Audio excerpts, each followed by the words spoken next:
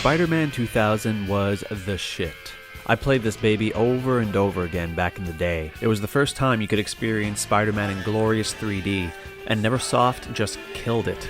All of Spidey's signatures are here. Wall crawling, web swinging, and of course everyone's favorite, piggybacking bad guys with repeated hammer fists to the head. Fuck! Stop hitting me! Sure, you couldn't touch the city floors like the sandboxes of today, but expectations were different back then. As I eagerly await Insomniac's next entry, I've decided to revisit it to see how it holds up. Without further ado, it's time for a retro review.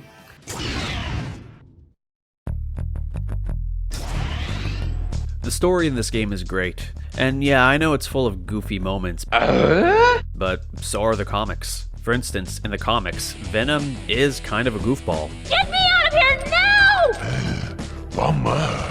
You're in the doghouse now, dude. Surf the web, surf the web. Shut up, Brock. The only character that's off is Carnage as Doc Ock's lackey. Why is he hopping around like a dog going, yeah boss, yeah? Shut up, Mimsy! Anywho, I'll take this light tone over the more solemn movie games any day. People act like Spider-Man 2 is the holy grail of Spider-Man games. And yes, it was good, but being shackled to the movie license means less costumes, less villains, just less Spider-Man. In this game, you've got villains and MCU appearances up the wazoo. It's even narrated by Stan the Man. So get ready for a true superhero action thriller, packed to the brim with thrills and chills, twists and turns. The voice acting in general is good, especially Spider-Man's. It makes Tobey Maguire's performance in Spider-Man 2 sound like Tommy Wiseau on Quaaludes. Hand over those jewels you took. I kick your ass, that's for sure. Neversoft put a lot of different shit in this game. In one level you rescue hostages, then there's an insane rooftop police helicopter chase, then you play hide and seek with Venom in the sewers, then you infiltrate a James Bond-like underwater base. The variety here is immense. What most people probably remember though is the terrifying and stressful finale that has you escaping a Doc Ock Carnage hybrid. Combat's pretty cool. You got web fists, web cocoons, web balls. I usually just spam the unavoidable drop kick like an asshole. Many of the levels give you a surprising amount of freedom to explore, and it's incentivized by the best hidden collectible ever. Real classic comic covers complete with lore.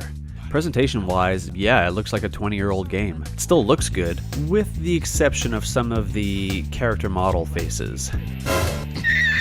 The average scrotum is more appealing to look at. The soundtrack, on the other hand, has aged like fine wine. It's one of the catchiest of all time. The only thing that comes close is Spider-Man 2's Pizza Time.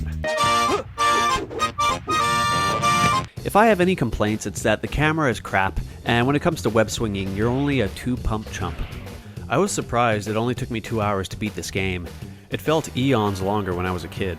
It has aged surprisingly well, and besides the annoying camera, it's still pretty fun to play. With that said, I give it a final score of 8 pizzas. Pizza time.